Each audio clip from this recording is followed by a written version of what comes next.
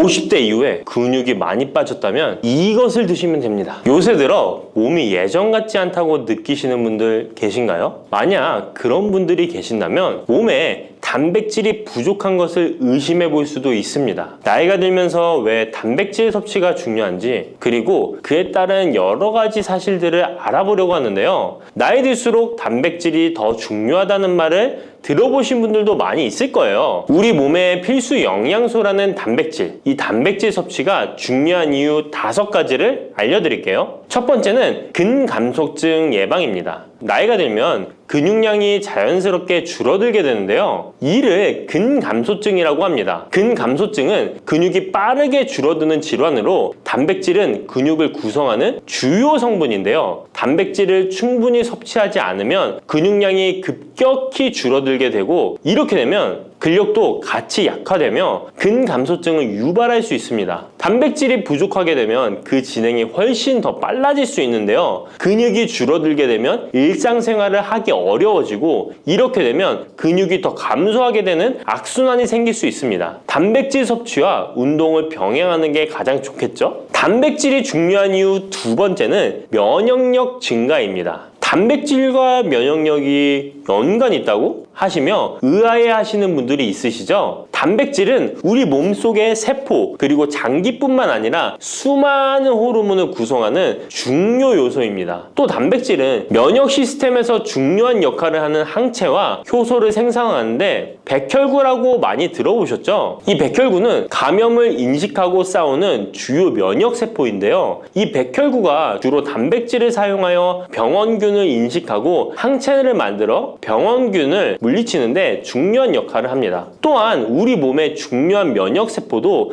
감염에 대응할 때 단백질을 사용하여 신호를 보내고 병원균을 파괴하는 작용을 합니다. 나이가 들면서 면역 시스템이 약해지기 쉬운데, 그럴수록 단백질을 충분히 섭취하면 면역력을 높일 수 있습니다. 단백질 섭취가 중요한 이유 3번째는 심혈관계 질환 예방입니다. 단백질은 심혈관 건강에도 영향을 주는데요. 특히 식물성 단백질이 도움을 줍니다. 예를 들자면 콩류와 견과류 등은 나쁜 콜레스테롤인 LDL의 수치를 낮추고 심혈관계 질환의 위험을 줄이는데 도움이 됩니다. 특히 노년층에서 단백질 섭취는 고혈압, 동맥경화증, 심장병 등을 예방하는 데 중요한 역할을 합니다. 4번째는 피부의 탄력 저하를 예방합니다. 피부의 주 성분 중 하나인 콜라겐은 단백질로 이루어져 있는데요. 나이가 들면 콜라겐이 자연스럽게 감소하게 되는데, 이로 인해 피부 탄력이 떨어지고 주름이 생깁니다. 이때 단백질을 충분히 섭취하면 피부 건강에도 좋은 영향을 주는데요. 단백질 공급은 피부 재생을 촉진시켜 피부 건강을 유지하는 데 도움을 줍니다. 5번째는 골다공증 예방입니다. 나이 드신 여성분들은 특히 더 주목해주세요. 질병관리청의 보도자료에 따르면 대한민국 50세 이상의 골다공증 유병률은 22.5%로 약 5명 중 1명은 골다공증이 있는데요. 골다공증은 조용한 뼈 도둑이라고 불릴 정도로 초기 증상이 뚜렷하게 보이지 않지만, 골다공증이 한 번 생기면 이로 인한 고관절, 척추, 손목 등의 골절이 생기기 쉽고, 이로 인해 합병증 위험 또한 증가하는데요. 이 골다공증을 예방하는 데 중요한 요소가 바로 단백질입니다. 단백질은 뼈를 구성하는 중요한 요소 중 하나인데요. 뼈의 건강을 유지하는 데 필요한 칼슘과 함께 단백질은 뼈의 구조를 안정화시키고 골밀도를 높여서 골다공증을 예방하는 데 중요한 역할을 합니다. 한마디로 노년층에서 우리가 흔히 알고 있는 칼슘과 비타민 D와 함께 단백질 섭취를 증가시키면 뼈가 약해지는 것을 방지할 수 있습니다. 이렇게 중요한 우리 몸속의 단백질이 혹시 부족하게 된다면 무슨 일이 일어날까요? 단백질이 부족하면 여러 가지 신체 기능에 문제가 생기는데요. 첫 번째는 인지 기능 저하와 치매입니다. 단백질 부족이 치매를 유발한다니 놀라셨나요? 연구에 따르면 단백질이 뇌 건강을 유지하는 데 아주 중요한 역할을 합니다. 특히 기억력에 많은 영향을 주는데요. 단백질은 뇌에서 신경 전달 물질을 만들고 뇌세포의 구조를 유지하는 데 도움을 줍니다. 특히 학습과 기억력에 영향을 주는 시냅스에서 발생하는 신경 전달 물질의 방출과 수용체 활성화는 대부분 단백질에 의해 조절되는데, 예를 들어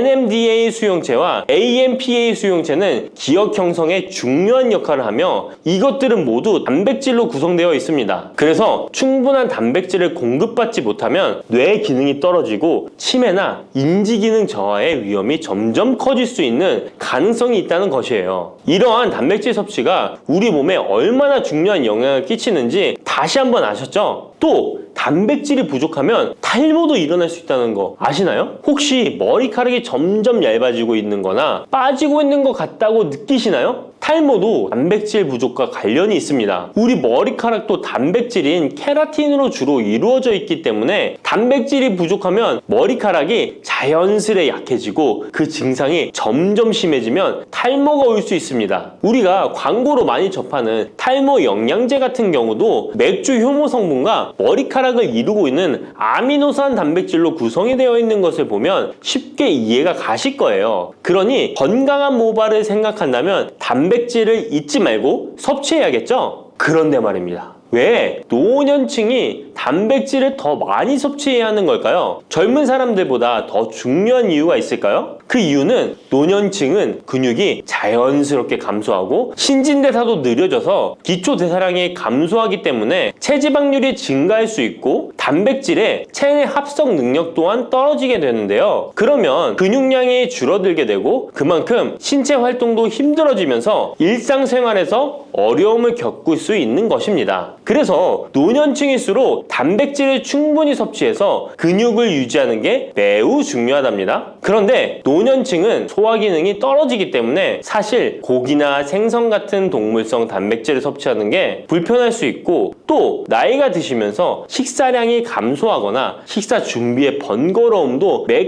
끼 단백질을 챙겨 먹는데 어려움을 주는 게 사실입니다. 그래서 혼자 지내시는 분들은 더욱더 단백질 섭취가 어렵기도 합니다. 또한 어떤 분들은 체중 증가를 걱정해서 단백질이 고칼로리라고 생각해서 드시기를 꺼려 하기도 하고요. 그렇다고 해서 섭취하기 어렵다고 단백질의 섭취를 멀리해서는 절대 안 됩니다. 우리 몸에 이렇게 필수적인 단백질을 충분히 섭취하기 좋은 음식에는 무엇이 있을까요? 단백질을 섭취하기 좋은 추천 음식 4가지 바로 소개해 드릴게요. 첫 번째 식품은 계란입니다. 사실 단백질 하면 가장 먼저 떠오르는 식품이 계란인데요. 계란 2알만 드셔도 하루에 필요한 단백질의 20%를 섭취할 수 있다는 거 아셨나요? 특히 계란의 단백질은 완전 단백질로 분류되는데요. 이는 우리 몸이 제대로 기능하는 데 필요한 필수 아미노산을 포함한다는 것을 뜻해요. 계란은 단백질뿐만 아니라 비타민 A, D, E도 함유하고 있어 건강에 매우 좋은데요. 계란은 자연적으로 비타민 D를 함유하고 있는 드문 식품 중 하나입니다. 또한 계란 노른자에는 칼슘, 구리, 요오드, 철분, 망간, 인, 셀레늄, 아연도 풍부하게 함유하고 있어서 계란을 먹으면 많은 영양소를 쉽게 섭취할 수 있는 거죠. 두 번째 식품은 생선입니다. 등푸른 생선 좋다는 이야기는 누구나 한 번쯤 들어보셨을 텐데요. 사실 등푸른 생선뿐만 아니라 다른 생선도 저지방, 고단백 식품으로 다른 고단백 식품인 육류에 비해 지방 함량이 낮고 필요 영양소는 그대로 제공해줍니다. 생선에는 단백질과 함께 오메가3 지방산도 풍부하게 함유되어 있어 심혈관 건강에 좋죠. 특히 연어, 고등어, 참치 같은 생선은 단백질뿐만 아니라 항염증 효과도 있습니다. 그리고 대구 같은 백색 생선은 지방 함량이 매우 적고 단백질은 상대적으로 많아서 체중 걱정이신 분들이나 다이어트를 하는 사람들에게 더욱 좋은 생선입니다. 등푸른 생선도 지방 함량은 높지만 이 지방이 건강에 유익한 오메가3 지방산이기 때문에 건강에 도움이 되는데요. 생선의 단백질은 다른 육류나 콩류보다 소화가 편하고 생선의 살은 비교적 부드러운 섬유질을 가지고 있어서 소화가 빠르고 몸에서 쉽게 흡수됩니다. 세 번째는 유단백 식품인 우유나 요거트 같은 유제품입니다. 특히 노년층에서는 유제품을 섭취하면 칼슘도 함께 챙길 수 있어서 골다공증 예방에도 도움이 되는데요. 유제품에 포함된 단백질은 고품질 단백질입니다. 고품질 단백질은 신체가 효율적으로 사용하고 필요한 아미노산을 모두 공급하는 단백질을 말하는데요. 유제품에 포함된 주요 단백질은 카제인과 웨이로 2가지 모두 필수 아미노산을 풍부하게 포함하고 있습니다. 웨이 단백질은 소화가 쉽기 때문에 운동 직후 우유를 섭취하시면 근육에 아미노산을 빠르게 공급할 수 있고 카제인은 천천히 흡수되어 장시간 동안 일정한 수준의 아미노산을 제공해 근육 손실을 방지하는 데 도움을 줍니다. 하지만 우유를 먹으면 속이 불편하신 분들도 계시죠? 많은 사람들이 유제품을 섭취할 때 소화 불편을 겪을 수 있는데 특히 락토스 불내증, 즉 유당 불내증이 있는 경우입니다. 그러나 요즘에는 이런 분들을 위한 락토스를 제거한 락토프리 우유나 치즈, 요구르트 등은 락토스가 거의 없거나 적은 제품들이 많이 나와 있는데요. 락토스 불내증이 있는 사람도 이런 유제품은 문제없이 섭취할 수 있습니다. 소화가 어려우신 분들은 참고하셔야겠죠? 네 번째는 콩류입니다. 콩류 또한 식물성 단백질로 유명하죠. 콩류는 식물성 단백질을 제공하는 대표적인 식품인데요. 두부나 두유 같은 식품으로도 쉽게 섭취할 수 있고요. 콩류와 같은 식물성 단백질은 고기나 유제품과 같은 동물성 단백질에 비해 지방 함량이 낮고 콜레스테롤이 없는 특징을 가지고 있습니다. 특히 콩, 렌틸콩, 병아리콩, 검정콩 등 다양한 종류의 콩류는 필수 아미노산을 풍부하게 포함하고 있어 신체가 필요로 하는 단백질을 고루 제공하는데요. 특히 고기나 생선 같은 동물성 단백질이 소화가 어려우신 분들에게는 두부나 비지찌개 같은 소화가 잘 되면서도 단백질도 섭취할 수 있는 콩류가 좋은 단백질 식품입니다. 이렇게 몸에 필수적인 단백질, 음식만으로 충분히 섭취되면 좋겠지만 그게 어려운 경우도 있을 텐데요. 이때 단백질 보충제도 좋은 선택이 될 수 있습니다. 운동 후에 빠르게 단백질을 보충하고 싶을 때나 식사를 통해 충분한 단백질을 섭취하기 어려운 경우 보충제가 유용한데요. 마트에서 쉽게 찾을 수 있는 단백질 파우더나 고단백 프로틴바를 이용하면 간편하게 단백질을 보충할 수 있습니다. 하지만 이렇게 간편하게 섭취할 수 있는 제품들 몸에 좋다고 많이 섭취하면 좋을까요? 과량 섭취할 때도 큰 문제가 될 수 있습니다. 한 번에 과도한 단백질은 신장에 부담을 줄 수 있고 또 체내에서 불필요하게 지방으로 축적될 수 있습니다. 단백질의 하루 권장 섭취량은 성인 기준 몸무게 1kg당 약 1g인데요. 하루 권장 섭취량을 꼭 지키는 게 중요하죠. 한마디로 보충제는 식사로 부족한 부분을 보충하는 역할만 하도록 하고 식사로 골고루 단백질을 섭취하는 게 가장 이상적입니다. 마지막으로 단백질 섭취 시 간단한 팁을 알려드리겠습니다. 매 끼니마다 조금씩 단백질을 나눠서 섭취하는 게 단백질 흡수에는 효과적인 거 아셨나요? 단백질은 탄수화물과 지방과 다르게 잉여 단백질이 몸에 저장되지 않는데요. 그 때문에 한 번에 과량으로 섭취하면 소화가 어려워지거나 신장에 부담만 줄 수 있고 단백질은 필요 이상의 단백질은 배출되기 때문에 번거롭더라도 매일 조금씩 몇 끼마다 꾸준히 섭취하는 게 중요합니다. 고기 좋아하시는 분, 채소를 더 선호하시는 분, 이제는 다 같은 단백질이라고 생각하지 마시고 동물성 단백질과 식물성 단백질을 골고루 섭취해야 하는데 동물성 단백질은 식물성 단백질에는 부족한 아미노산이 풍부하고 식물성 단백질은 동물성 단백질에 비해 지방이 적고 섬유질도 같이 섭취할 수 있습니다. 우리가 평상시에 먹는 한식은 사실 단백질 섭취에 아주 좋은데요. 식탁에 단백질이 풍부한 계란, 생선, 두부, 콩들을 반찬으로 두어 개만 먹어도 쉽게 몇 끼마다 몸에 필요한 단백질을 섭취할 수 있습니다. 이제부터 잊지 마시고 단백질이 풍부한 반찬 꼭 드셔주세요.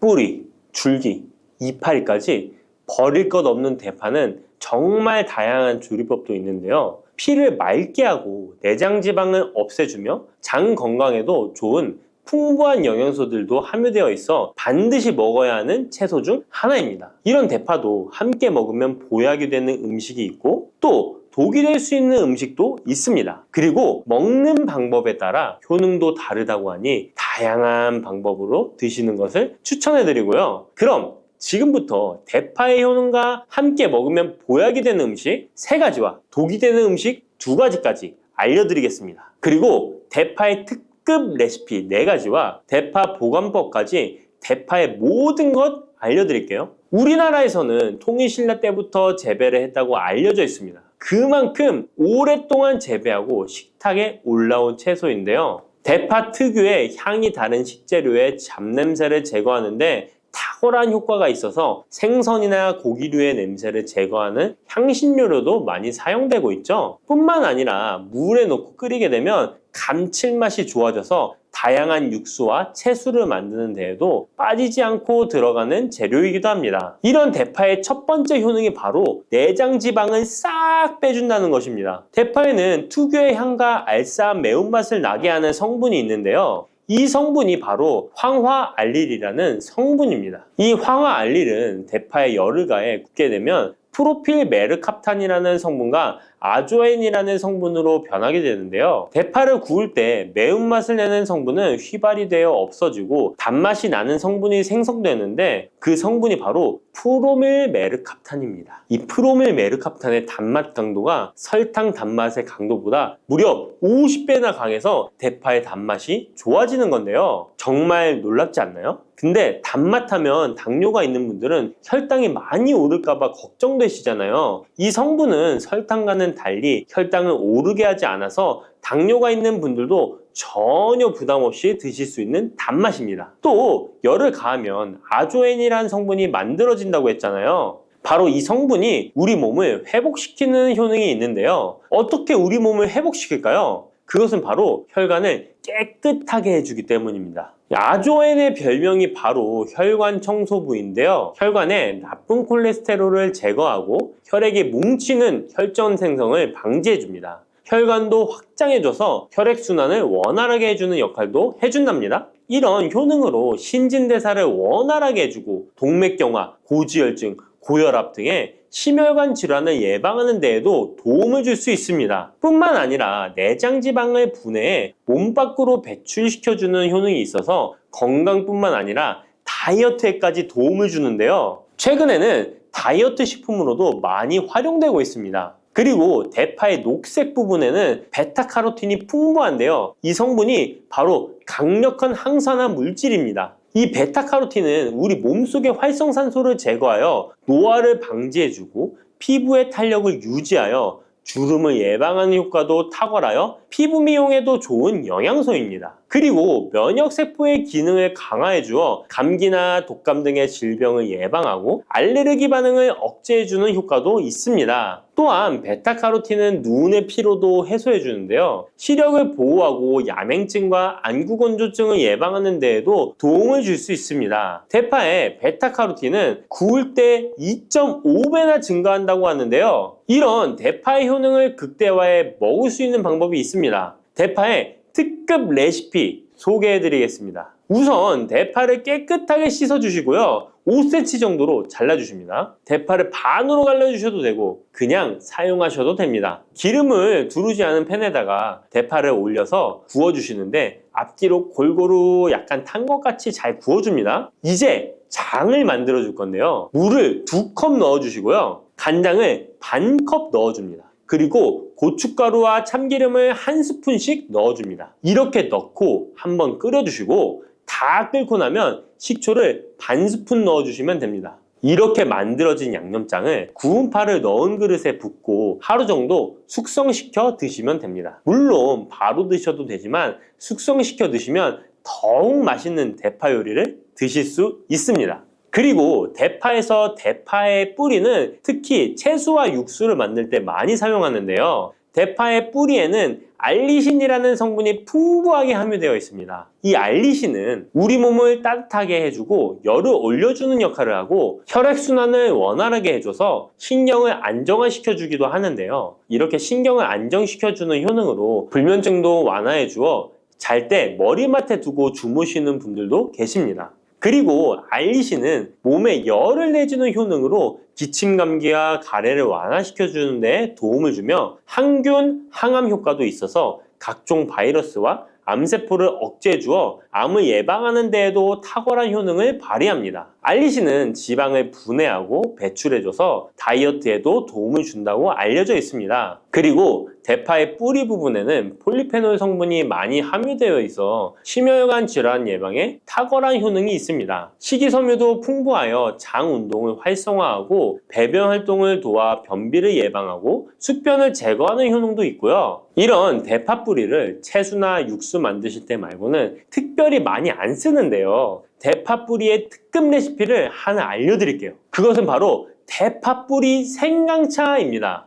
대파 뿌리와 생강을 함께 끓여서 차로 드시게 되면 기관지나 폐와 같은 호흡기의 염증을 제거해주고 무릎과 같은 관절의 염증도 제거해주어 관절 통증을 완화시켜 줄 수 있습니다. 생강에는 진저롤, 쇼가올, 페로 화합물 등 다량의 항염증 성분들이 함유되어 있어서 우리 몸의 염증을 제거하는 데 탁월한 효능을 가지고 있습니다. 생강은 약재로서 오랫동안 사용되어 왔는데요. 최근에도 계속해서 새로운 효능이 발견되고 있을 정도로 약성이 아주 좋은 식품입니다. 최근 한 연구 결과에 따르면 생강에는 소염 진통제로 많이 사용되는 이부프로펜과 비슷한 항염증 효과가 있고 류마티스 관절염을 완화시키는 데에도 효과가 있는 것으로 밝혀졌습니다. 그럼 지금부터 대파 뿌리 생강차 만드는 방법을 알려드리겠습니다. 먼저 생강을 물에 넣고 끓여주시고요. 처음에는 강불로 해주시고 끓기 시작하면 중불로 줄여서 20분 정도 더 끓여줍니다. 그 후에 대파 뿌리도 넣고 3분 정도 더 끓여주시면 됩니다. 이렇게 끓인 물에서 생강과 대파 뿌리는 건져주시고 따뜻할 때 드시거나 냉장고에 넣고 시원하게 드셔도 됩니다. 이렇게 대파 뿌리와 생강을 함께 끓여 차로 드시면 효과를 극대화할 수 있는데요. 다만 평소에 소화가 잘 안 되시고 위가 약하신 분들은 이렇게 끓인 대파 뿌리 생강차에 물을 섞어서 연하게 드시는 것을 추천해 드립니다. 이렇게 해서 하루에 한 번, 두 번 꾸준히 드신다면 감기 걱정도 없고 염증을 완화시켜 관절염으로 인한 통증도 줄일 수가 있을 거예요. 그리고 대파와 함께 드시면 보약이 되는 식품에는 무도 있습니다. 무를 말려서 무말랭이로 드시면 무의 좋은 성분들을 농축하여 드실 수 있다고 하는데요. 간단하게 다시 한번 알려드리자면 무를 드시면 기침과 가래를 멈추게 해주는 효능이 있고 소화를 잘 되게 해주며 혈관을 깨끗하게 해줘서 심혈관 질환에도 도움을 줄 수 있습니다. 또한 칼슘의 함량이 높아서 골다공증을 예방하고 뼈를 튼튼하게 만들어주죠. 그리고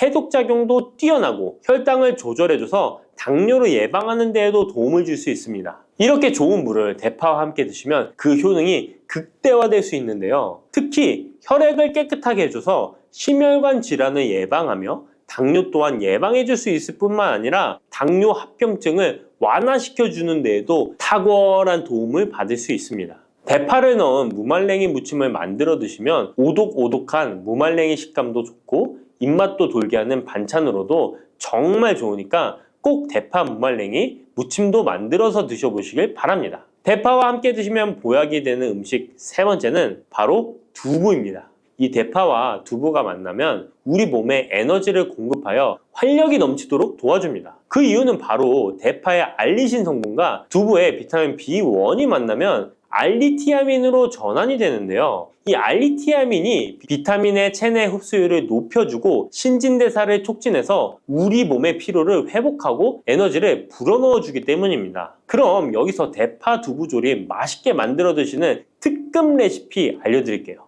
먼저 잘 씻은 대파를 어슷썰기로 썰어 주시고요. 두부는 정사각형으로 깍둑 썰기를 해줍니다. 먼저 두부를 기름을 두른 팬에 구워주시고요. 노릇노릇해지면 썰어놓은 대파를 넣어줍니다. 간장을 2스푼 넣어주시고요. 고소한 참깨도 뿌려서 잘 익혀주시면 대파 두부 조림 완성입니다. 정말 맛있겠죠? 이렇게 만든 대파 두부 조림을 드시고 활력 넘치는 하루를 보내실 수 있을 거예요. 대파와 함께 드시면 보약이 되는 음식 네 번째 알려드릴게요. 그것은 바로 대파 팽이버섯 부침입니다. 이 팽이버섯은 버섯 중에서도 버섯 키토산의 성분이 가장 많이 함유되어 있을 뿐만 아니라 식이섬유가 정말 풍부하게 함유되어 있는데요. 버섯 키토산은 혈액 속의 지방을 분해하고 콜레스테롤을 제거해 고혈압, 동맥경화, 심장병 같은 심혈관 질환을 예방할 뿐만 아니라 체내 지방을 흡착하여 배출시켜 주어 내장 지방을 줄여주는 데에도 탁월한 효능이 있습니다. 또한 체내의 중금속의 배출을 돕고 간 건강을 돕는 효능도 있다고 알려져 있고요. 그리고 풍부한 식이섬유가 배변 활동을 도와서 숙변을 제거하는 데에도 큰 도움을 줍니다. 하지만 이 팽이버섯의 세포벽은 단단하기 때문에 그냥 드시게 되면 좋은 성분을 흡수하기가 힘든데요. 열을 가하게 되면 세포벽이 깨지면서 영양 성분의 흡수율을 높일 수 있습니다. 이런 팽이버섯과 대파를 함께 드시게 되면 내장 지방을 제거하고 혈관을 깨끗하게 하는데 탁월한 음식이 되는데요. 먼저 팽이버섯의 밑둥은 잘라버리시고요. 팽이버섯을 적당한 크기로 잘 썰어줍니다. 그리고 흐르는 물에 잘 씻어줍니다. 그리고 대파는 어슷썰기로 잘게 썰어주시고요. 적당한 용기에 계란을 풀어주세요. 팽이버섯과 대파를 넣어서 잘 섞어주고 소금 한 꼬집을 넣어 간을 해줍니다. 이제 잘 달궈진 팬에 기름을 두르고 붙여주시면 됩니다. 정말 쉽죠? 그런데 이렇게 좋은 대파도 함께 드시면 안 되는 음식이 있습니다. 대파와 함께 드시면 안 되는 음식 첫 번째는 바로 꿀입니다. 대파와 꿀은 두 가지 다 몸에 열을 올려주는 효능이 있습니다. 한의학에서는 대파와 꿀을 함께 먹으면 위장에 탈이 나고 더부룩한 현상이 나타날 수 있다고 하는데요. 대파와 꿀을 함께 먹으면 위에서 소화액 분비를 억제하여 소화불량을 유발할 수 있기 때문인데요. 또한 꿀은 알레르기 반응을 일으킬 수 있는데 대파와 함께 먹으면 알레르기 반응이 더 악화될 수 있다는 것을 알아두시면 좋고요. 꼭 기억하셔서 대파와 꿀은 함께 드시지 않기를 추천합니다. 또 대파와 함께 드시면 안 되는 음식은 미역입니다.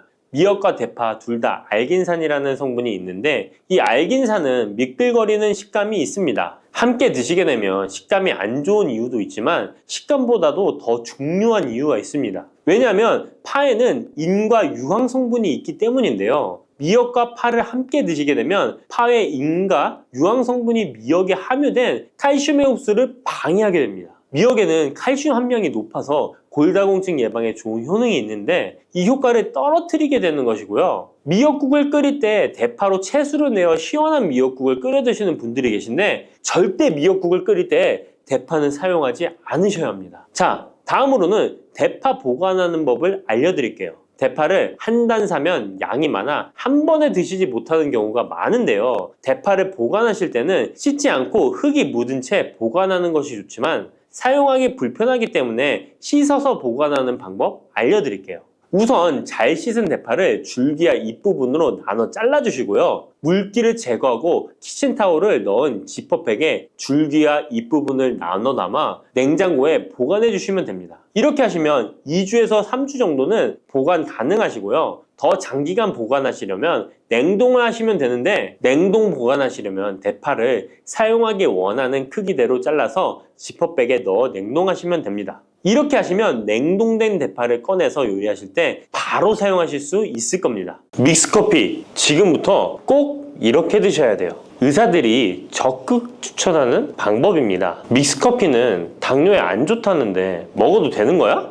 요즘 이렇게 질문하고 있지 않으신가요? 결론부터 말씀드리면 어떻게 먹는지에 따라 믹스커피는 건강에 도움이 될 수도 있고 안 될 수도 있습니다. 그래서 잘 알고 먹어야 하는 거죠. 지금부터 믹스커피에 대한 모든 것을 자세히 알아볼 텐데요. 영상 끝까지 보시면 믹스커피 성분, 효능, 부작용, 건강에 어떤 영향이 있는지와 사람에 따른 하루 권장량, 믹스커피와 같이 먹으면 정말 좋은 식품까지 그동안 몰랐던 믹스커피에 대한 모든 진실 아실 거예요. 제일 먼저 기억하실 게 믹스커피의 성분인데요. 믹스커피는 과연 어떤 성분으로 만들어졌을까요? 물론 믹스커피 제조사마다 성분이 조금씩 다르지만 가장 많이 드시는 믹스커피를 기준으로 말씀을 드릴게요. 믹스커피 성분 첫 번째는 프림입니다. 프림의 원료는 코코넛의 속살인데요. 코코넛 과육에서 채취한 식물성 지방을 분말로 만들어서 믹스커피의 프림으로 사용하는 것입니다. 근데 이 프림이 지방이니까 몸에 안 좋고 콜레스테롤 수치를 높인다 하는 분들도 있고 식물성 지방이라서 오히려 몸에 괜찮다 하는 분들도 있는데요. 어떤 게 맞는 걸까요? 정확히 말하자면 프림에 들어있는 지방은 코코넛에 추출한 식물성 함유성 지방이 맞긴 하지만 콜레스테롤을 대놓고 올리는 나쁜 포화지방이 맞습니다. 그런데 여기서 기억하셔야 할 것이 있는데요. 프림에 사용되는 주요 성분인 야자유는 중쇄지방산으로 일반적인 포화지방산과는 조금 다릅니다. 이 중쇄지방산은 일반적으로 체내에서 빠르게 흡수되어 에너지원으로 전환됩니다. 또한 일반적인 포화지방산과는 다르게 심혈관 건강에 악영향을 미치지 않고 소화에도 도움을 줄 수 있는 지방산이에요. 또한 믹스커피 프림에 들어있는 포화지방산은 그 양이 완전히 적다는 것입니다. 요플레 하나 정도에 들어가 있는 양이라고 할 수 있죠. 요플레는 건강을 위해 드시잖아요. 결국 믹스커피에는 몸에 안 좋은 포화지방산이 들어있지만 소량이라서 콜레스테롤 수치에 영향이 하루 한 잔 정도로는 매우 크게 좌지우지할 수 없다고 할 수 있습니다. 그리고 콜레스테롤에 대한 것도 잘 아셔야 하는데요. 우리가 식사하면서 섭취하는 콜레스테롤은 약 20%를 차지하고 나머지 80% 정도는 필요한 만큼 신체에서 자연적으로 합성됩니다. 그렇기 때문에 단순히 커피 한 잔 정도를 마신다고 해서 콜레스테롤 수치가 급격히 올라가거나 건강에 이상을 끼칠 정도의 영향을 주지는 않는다는 거죠. 믹스커피 성분 두 번째는 설탕입니다. 설탕은 당 성분으로 칼로리가 높아서 당연히 몸에 안 좋은 걸로 알고 계실 거예요. 더군다나 믹스커피에 들어있는 설탕은 정제 과정을 거친 백설탕이라 일반적인 설탕보다 흡수 속도가 어마어마하게 빠릅니다. 즉 믹스커피를 마신 후 만족감을 쉽게 느끼는 것은 그만큼 흡수율이 빠르기 때문인데요. 이 당이 소화 과정을 거치지 않고 곧바로 혈액에 녹아들게 됩니다. 왜 안 좋은지 아시겠죠? 근데 여기서 반전이 있어요. 믹스커피에는 설탕이 5g 정도밖에 안 들어있다는 건데요. 쉽게 설명하자면 우유 200ml 한 잔이 칼로리가 135칼로리 정도 되고요. 단순당 함량은 10g 정도 됩니다. 그리고 콜라 한 캔의 칼로리는 100칼로리 정도 되고 단순당 함량이 27g 정도 됩니다. 그리고 요구르트는 큰 거 말고 작은 요구르트도 칼로리가 45칼로리에 단순당 함량도 9g 정도 되는데요. 그렇다면 믹스커피 한 잔에 들어있는 칼로리는 얼마나 될까요? 믹스커피 한 잔에는 칼로리가 50칼로리 정도 들어있고요. 단순당은 6g 정도 들어있어요. 칼로리를 먼저 보자면 작은 요구르트 한 병 정도 수준인 거예요. 콜라랑 비교해봐도 콜라 절반 정도 수준이고 우유 200ml 한 잔하고 비교하면 3분의 1 정도 되는 거예요. 우유는 건강에 좋다고 드시는 경우가 많은데 칼로리로만 보면 믹스커피가 더 좋아 보이죠? 물론 칼로리만 비교할 수는 없겠죠. 그 다음에 단순당을 한번 비교해 볼게요. 단순당이 믹스커피 한 잔이 5g인데 작은 요구르트랑 비교해도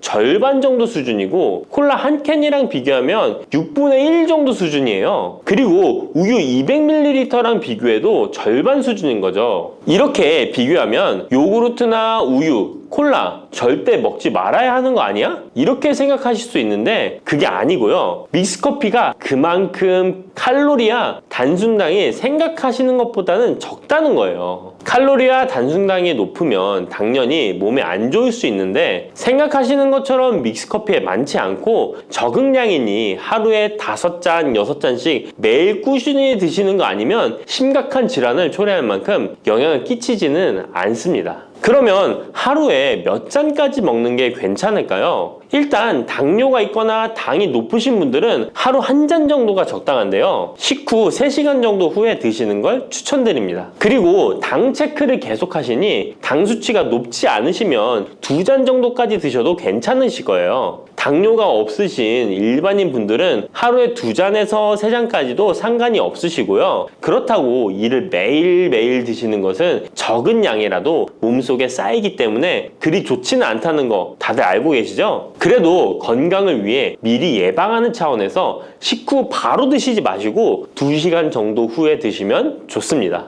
믹스커피의 성분 세 번째는 커피에 들어있는 카페인입니다. 카페인에 대해 설명하기 전에 믹스커피도 일반 커피처럼 커피가 들어가 있기 때문에 커피 성분이 주는 효능이나 부작용도 나타날 수 있습니다. 먼저 커피의 효능을 보자면 커피의 효능 첫 번째, 암 예방 효과입니다. 미국 건강 매체 캔서 헬스에 따르면 ITPR3라는 물질은 대장암에서 간 전이에 기여하는 유전자의 발현을 유도해서 도미노 효과를 유발하는 물질인데 특별한 억제제는 아직 없지만 커피를 마시는 사람들에서 카페인이 이 ITPR3에 대한 억제 효과를 보인다는 것을 발표했고, 카페인 섭취와 대장암 재발 및 사망률의 관계를 추적한 결과 하루 4잔 이상 커피를 마신 환자들이 전혀 마시지 않은 사람들에 비해 생존율이 현저히 향상된 것으로 규명된 바 있는 연구도 진행했었습니다. 이런 실험을 진행하면서 커피의 카페인에 대한 효능들이 지금까지 다양하게 연구되고 있는데요. 그렇다고 해서 커피를 무조건 많이 드시란 이야기는 아니고, 또 믹스커피 자체가 이런 효능이 있다는 말도 아니에요. 커피에 카페인에 대한 몇 가지 실험을 이야기 드린 거고요. 그만큼 카페인에 대한 너무 부정적인 인식을 변화시켜 보시라고 말씀드리는 거예요. 커피의 효능 두 번째는 기억력 회복 효과입니다. 서울대 식품생명공학부 교수님께서 쥐의 인지 능력을 실험했는데요. 쥐를 물에 빠뜨린 뒤 안전한 장소에 도착하는 시간을 측정해 봤더니 평균 10초 정도 걸렸습니다. 그 쥐들에게 기억력을 손상시킬 수 있는 물질들을 투입하고 같은 실험을 했을 때 안전한 장소를 발견하는데 최대 40초가 걸렸습니다. 이 쥐들은 두 그룹으로 나눠 한 그룹은 하루에 3잔의 커피를, 다른 그룹은 6잔의 커피를 주입했습니다. 그 결과 하루 3잔의 커피를 준 쥐들은 20초로 빨라졌습니다. 그런데 하루 6잔을 주입한 쥐들은 거의 정상으로 돌아왔고 평균 10초 정도 걸렸습니다. 이런 결과에 따르면 커피가 기억력 회복에 확실히 도움이 되었다고 할 수 있는 실험도 있다고 간략히 소개해드리는데, 참고로 이 실험에서는 일반 카페인 커피와 디카페인 커피 두 종류를 같이 실험했는데 거의 똑같은 효과를 보였습니다. 결론은 커피에 카페인이 없어도 커피에 들어있는 클로로겐산 등 각종 항산화제 성분 덕분에 기억력 회복 효과가 높아졌다는 것입니다. 정말 놀랍지 않나요? 나이가 들어가면 기억력이 안 좋아지고 인지 능력 장애가 오면서 더 나아가서는 치매가 올 수도 있는데 커피의 성분이 이런 질병을 예방할 수 있다니 너무 커피를 부정적인 시각으로 보시지 않아야겠죠? 그렇다고 남용하면 안 되시고 모든 사람에게서 동일한 실험 효과가 나타나는 것이 아니니 자신의 상태를 잘 알고 드셔야겠죠? 다만 카페인에 예민하신 분들은 미스커피나 일반 카페인 커피를 드시면 잠을 잘 못 주무실 수도 있으니까 디카페인 커피를 추천드립니다.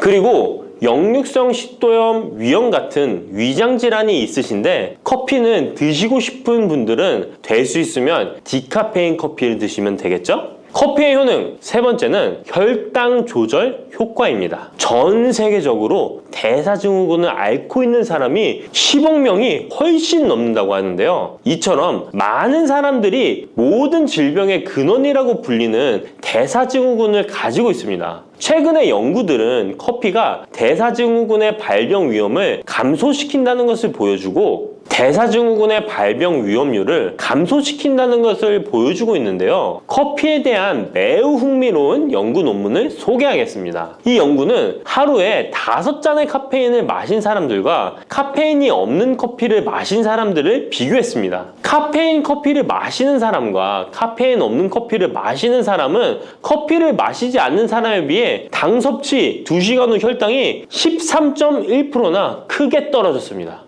이 외에도 카페인의 혈당에 관계된 실험들도 많이 존재하는데요. 카페인도 적절한 용량, 그렇다고 음료에 들어가 있는 합성 카페인을 말씀드리는 건 아닙니다. 적절히 섭취하면 큰 부작용 없이 드실 수 있다는 것을 말씀드리는 거예요. 커피 효능 네 번째는 다이어트 효과입니다. 다이어트라는 사람들이 운동하기 전에 커피를 마시고 나서 운동을 한다면 카페인이 신진대사를 빠르게 함으로써 운동 효과를 증진시키기 때문에 체중 감량에 도움을 줄 수 있습니다. 뿐만 아니라 커피에는 카페인 성분이 포함되어 있는데요. 당연하게도 믹스커피에 포함된 커피에도 카페인이 포함되어 있고요. 이런 카페인은 적절한 용량을 섭취한다면 신체적 피로 해소와 소화 기능 개선과 같은 효능을 누릴 수 있습니다. 오전에 커피 한 잔을 마시면 화장실에 가고 싶어지는 것도 커피에 카페인 성분이 장 운동을 활발하게 해주는데 영향을 주기 때문입니다. 카페인 성분이 장 운동을 활발하게 해주는데 영향을 주기 때문입니다. 물론 이뇨작용도 활발히 해줘서 소변도 조금 더 많이 보게 되긴 합니다. 다시 돌아가서 믹스커피에 들어있는 세 번째 성분 카페인에 대해 알아볼게요. 믹스커피에 포함된 카페인 용량은 제품마다 차이가 있을 수 있어요. 하지만 평균적으로 60mg 가량의 카페인이 한 잔 용량의 믹스커피에 포함되어 있는데요. 이는 일반적인 아메리카노 대비 3분의 1 수준에 해당하는 수치입니다. 결과적으로 믹스커피의 카페인은 일반 아메리카노보다도 훨씬 적게 들어있는 거죠. 그렇다면 식약처에서 권고하는 카페인 1일 최대 섭취량은 얼마나 될까요? 일반 성인의 경우 카페인 최대 섭취량은 400mg 정도이고요. 어린이나 청소년은 체중 1kg당 2.5mg 이하, 임산부는 200mg 정도입니다. 그러나 임산부의 경우에는 카페인이 태아에 미치는 영향이 조금이라도 있으니 안 드시는 게 좋겠죠? 콜라 한 캔에 카페인이 보통 35mg 정도 들어있으니 믹스커피가 카페인 함량도 크지 않다는 걸 알 수 있습니다. 여기서 잠깐! 그렇다면 믹스커피와 같이 먹었을 때 효과를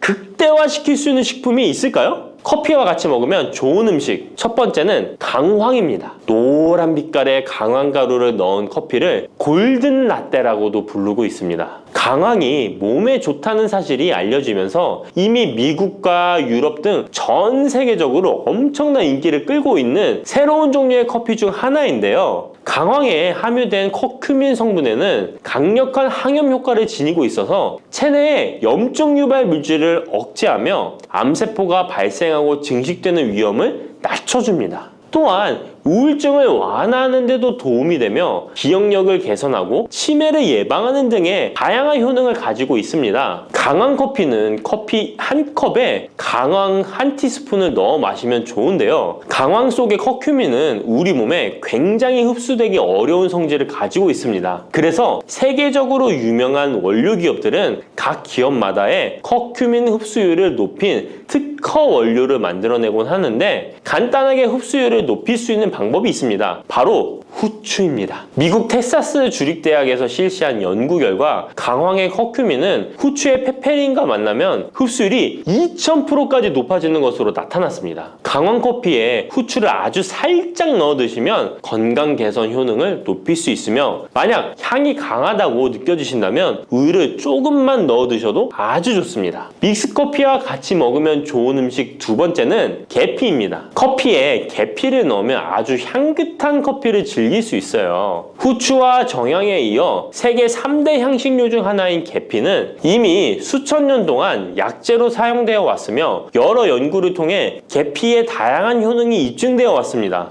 커피의 원료 생산지인 멕시코에서도 커피에 시나몬 스틱을 넣은 커피를 즐겨 마신다고 합니다. 미국 당뇨협회가 발표한 연구에 따르면 제2형 당뇨병 환자에게 계피를 투여하자 혈당 중성지방 수치는 낮아지고 좋은 콜레스테롤 수치는 높아졌다고 해서 블랙커피에 계피 2분의 1 티스푼을 넣은 후에 섞어 마시는 것이 황금 비율이라고 하니 한번 참고해서 드셔보시면 좋을 것 같네요. 특히 혈액순환에도 아주 좋습니다. 믹스커피와 같이 먹으면 좋은 음식 세 번째는 생강입니다. 강력한 항산화 성분을 가진 생강은 커피에 넣어 함께 곁들여 마시면 생강의 알싸한 맛이 부드러워지면서 향긋한 생강커피를 즐길 수 있습니다. 생강의 매운맛을 내는 효가올과 진저롤 성분이 혈중 콜레스테롤을 낮춰서 동맥경화나 뇌경색 등을 예방하며 항염, 항암 효과가 뛰어나서 암을 유발하는 종양세포의 성장을 억제하는 등의 다양한 효능을 지니고 있습니다. 특히 기관지를 확장시키는 효과가 있어서 기관지염이나 천식, 비염을 달고 사시는 분들은 자주 섭취하시면 아주 좋습니다. 추가로 생강에는 디아스타제라는 단백질 분해 요소가 있어서 식후 커피에 생강가루를 넣어 마시면 장 운동을 촉진해 더부룩한 속을 해소하는 데에도 도움을 얻을 수 있습니다. 드시는 방법은 커피 한 컵에 생강가루 한 티스푼을 넣어 드시면 되고 생강의 맛이 걱정되신다면 처음에는 조금씩 넣어서 서서히 맛을 익혀가는 것도 좋은 방법이라고 할 수 있습니다. 제가 말씀드린 방법이 방법이 무조건 믹스커피를 먹어라 먹지 말아라 하는 말은 아니고, 믹스커피에 대한 오해와 건강을 걱정하시는 분들께 어떤 식으로 먹으면 조금이나마 건강에 대한 걱정을 덜게 만들어 줄까 하는 의문에서 시작한 것이기 때문에 오해 말고 편안하게 들어주시면 좋겠습니다.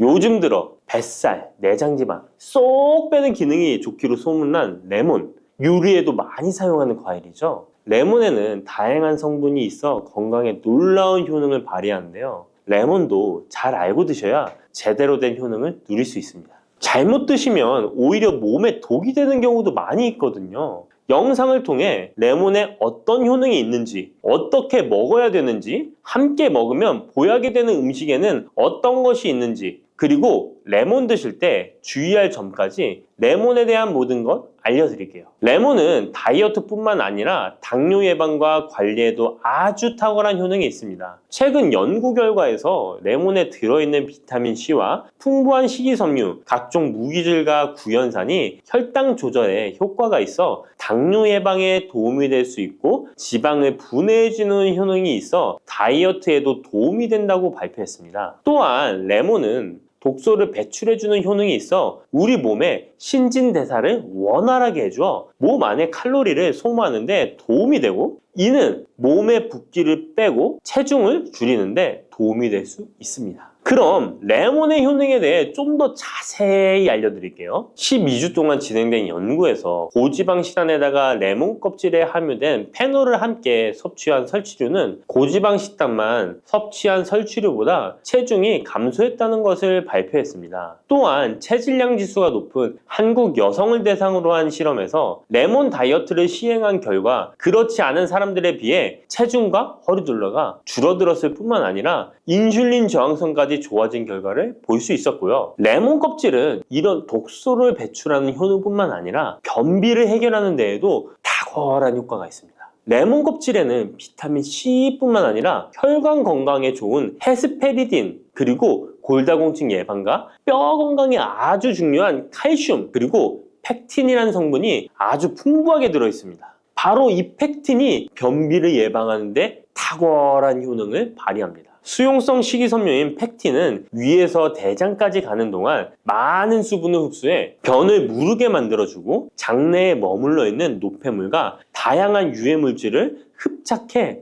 변과 함께 몸 밖으로 배출시키며 장내 환경을 깨끗하게 해주어 건강 상태를 유지하도록 도와줍니다. 그리고 레몬 과육에는 없고 오직 레몬 껍질에만 있는 성분이 있는데 디리모넨이라고 하는 천연 오일입니다. 디리모넨은 레몬의 상큼한 향을 내는 성분이기도 하며 장을 자극해 연동 운동이 활발하게 되도록 도와주어 변비를 예방해 줄 수 있습니다. 또 레몬에는 구연산이라는 성분이 풍부한데, 이 구연산이 체내 지방분해 효소를 활성화시키는 역할을 해줍니다. 활성화된 지방분해 효소는 쌓여있는 내장 지방을 태워주어 허리둘레를 줄여주는데 많은 도움을 주게 되고요. 아침에 일어나자마자 공복에 레몬수를 마시면 체내의 대사 기능이 활발해져 몸 안에 에너지 소비가 활성화됩니다. 대한비만학회에서 발표한 연구 결과 레몬수를 섭취한 그룹이 그렇지 않은 그룹보다 내장 지방이 더 많이 감소했다는 것을 확인할 수 있습니다. 또한 레몬에 들어있는 성분들은 뇌졸중의 위험을 줄여주는데 도움이 될 수 있습니다. 한 연구에 따르면 감귤류에 함유되어 있는 플라보노이드는 여성의 허혈성 뇌졸중 위험을 낮추는데 도움이 될 수 있다고 발표했습니다.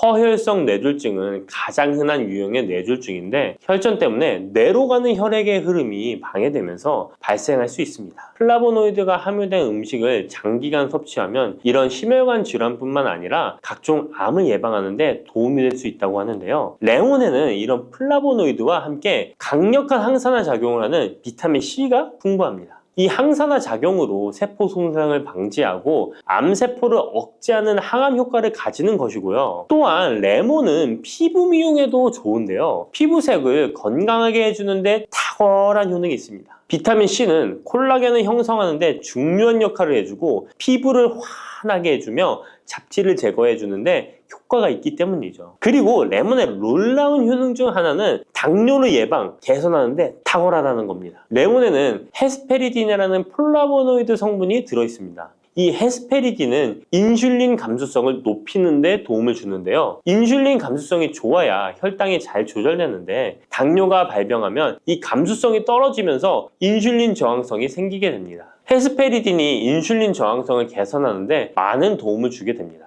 또한 레몬에는 많은 양의 항산화 물질들이 들어있습니다. 비타민 C뿐만 아니라 폴리페놀, 폴라보노이드 등 다양한 물질들이 혈당으로 인해 공격받고 상처난 세포들을 보호해주는데 장의 베타세포를 보호해주는 것이 아주 중요한 효능입니다. 베타세포는 인슐린을 분비하는 세포인데 당뇨가 생기면 가장 먼저 타격을 받게 됩니다. 레몬을 통해 베타세포를 보호하여 당뇨를 예방할 수 있게 되는 것이죠. 이 레몬을 복용하는 가장 좋은 방법은 바로 레몬수입니다. 그럼 레몬수를 만드는 방법을 바로 알려드릴게요. 깨끗하게 씻은 레몬 1개와 물 1리터를 준비해주세요. 레몬은 양끝 부분은 쓴맛이 나기 때문에 잘라주시고 레몬의 씨는 제거해도 되고 그냥 두셔도 됩니다. 적당한 크기로 자른 레몬을 80도 정도의 뜨거운 물에 넣어줍니다. 충분히 우려내 주시면 레몬물 완성입니다. 물의 온도별로 레몬물의 항산화 능력이 어느 정도 차이가 나는지 실험을 한 결과 80도 이상의 뜨거운 물에서 가장 높은 항산화 효과가 나타났다는 발표를 한 적이 있습니다. 레몬의 제대로 된 효능을 얻기 위해서는 레몬물을 만들 때 꼭 뜨거운 물로 레몬을 우려내 주시기 바랍니다. 레몬물은 실온에서 어느 정도 식힌 후 미지근해졌을 때 마시면 됩니다. 레몬의 산미가 강해 드시기 힘드신 분들은 물을 충분히 더 희석하여 드시다가 적응이 되면 물의 양을 줄이시면 됩니다. 이런 레몬수를 만들어 드실 때 주의할 점이 있는데요. 첫 번째는 반드시 충분한 양의 레몬을 넣어야 한다는 것입니다. 레몬수를 만들 때 레몬 자른 것 몇 조각을 넣어 드시는 경우가 있는데 이 정도는 충분하지 않습니다.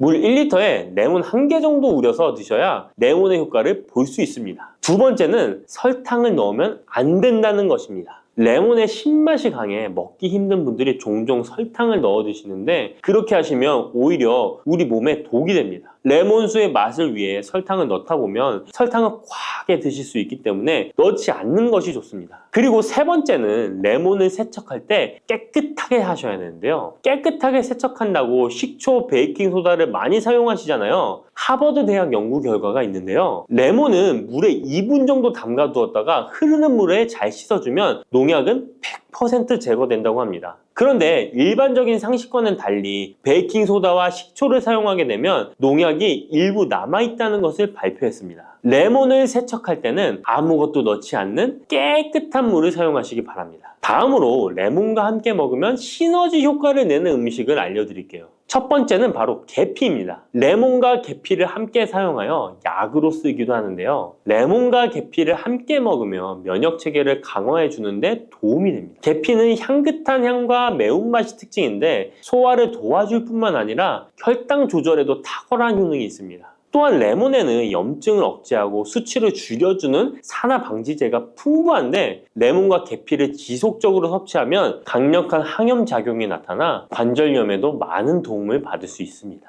또한 레몬과 계피는 다이어트에도 많은 도움을 줄 수 있는데요. 계피는 혈액 속의 인슐린과 탄수화물 수치를 조절해 복부에 지방이 쌓이지 않도록 도와주기 때문입니다. 그리고 레몬은 고구마와 함께 드셔도 좋은데요. 고구마는 베타카로틴, 비타민C, 식이섬유 등이 풍부하게 함유되어 있어 염증을 감소시키고 안구세포를 보호하는 효과가 있는데요. 항산화제인 베타카로틴이 매우 풍부해서 안구 건조증의 위험을 줄이고 눈 건강에 많은 도움을 줄 수 있습니다. 레몬도 비타민C와 다양한 항산화 물질을 함유하고 있어 함께 섭취하면 항산화 효과를 더욱 높일 수가 있겠습니다.